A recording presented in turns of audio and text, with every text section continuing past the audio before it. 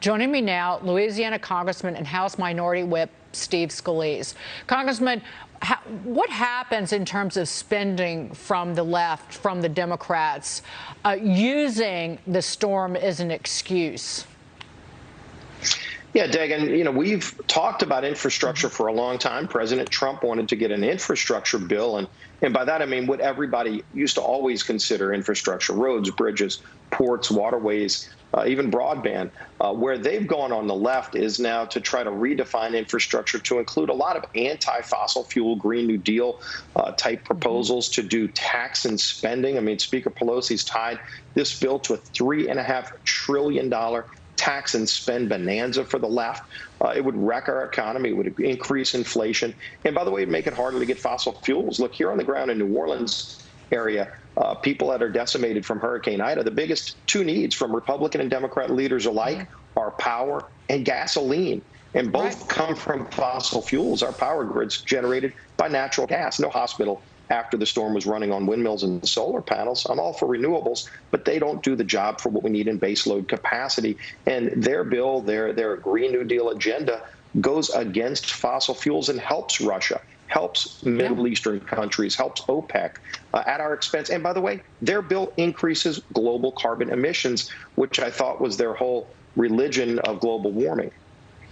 They want to make our energy grid more unreliable, is the plan, number one. Number two, if you believe in the efficiency of government and of bureaucrats and lawmakers and politicians, no offense, then there should have been fuel on the ground at the ready before the storm rolled in. There should be an ability of the federal government, if you believe that the pablum that the left serves up, that they should be able to act instantaneously to get people help across the South, and it never happens. It is the federal government is always way too slow to act. And secondly, this is really the world that the Democrats are hoping for. They're fine with gas lines and skyrocketing prices because that's the world that they want to live in. They want to punish people who use fossil fuels in this country. Yeah, but of course, if something goes wrong and they want to go to a hospital, they want to make sure that that hospital has electricity. And where does it come from right now?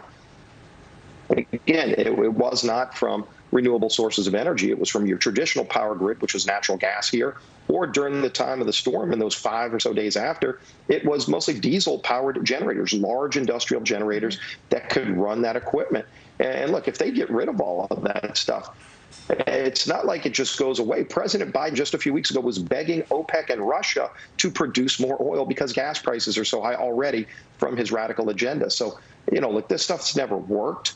But if you send those jobs and that work to foreign countries, China, India, they'd be happy to refine our oil and our gasoline. Russia and OPEC would love to produce more oil if we're not doing it. The thing is, we have better standards here in America. They emit more carbon to make that same fossil fuel energy in other countries. Why wouldn't you want to make more stuff here? We are reducing carbon emissions because we do things better. They love beating up on America, yet America has the highest standards in the world.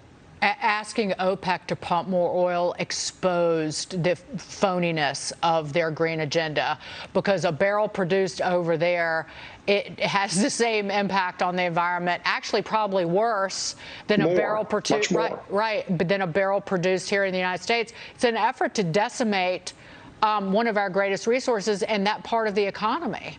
I want to move on, Congressman. Secretary of State Tony Blinken speaking from Qatar just a short while ago, saying the Taliban continues to claim they will allow people to leave. But there's a new report. It says that the U.S. State Department is holding up the evacuation flights, not the Taliban. Congressman, your reaction to this and just the mess and horror that has been created by this administration in Afghanistan?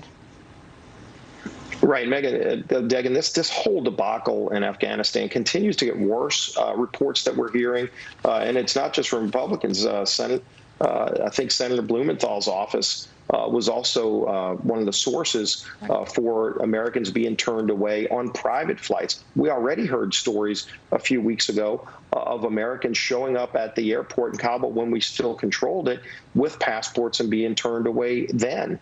So, again, how you put a plan together to pull out U.S. forces without first evacuating all Americans and our allies who we had already approved for visas. It boggles the mind. It's heartbreaking because, the stories we all hear. I served with a lot of members of Congress who served in Afghanistan, and they know people personally who helped our men and women in uniform, helped save lives, and they wanted to get them out. They know them by name. There was a plan to get them out, and they were all stranded behind enemy lines, both Americans and our allies, the interpreters who helped save American service members. It's disgraceful. The Democrats and Biden and company in the White House, they want the American people to forget about it and just move along. Because, again, they see the damage it's done to Biden's standing in the polls, but they see the damage that will be done to their majority in the House and then that tie 50-50 split in the Senate. Yeah, and Dagan, they were already on track to lose so many seats in Congress because of their economic debacle. I mean, you had crisis after crisis. You had a border crisis. Then you had an economic crisis. You had fuel shortages with inflation through the roof. And then you see this foreign policy debacle, and it's not the first one. I mean, everybody knows that Joe Biden was the last person to leave the room when President Obama was deciding whether or not to take out Osama bin Laden. And, luckily, President Obama didn't listen to that recommendation. But in the end here, nobody that looks at this says it was done right except President Biden. Steve Scalise, Congressman, thank you so much for being here. Great to see you always. Great being with you, Dagan.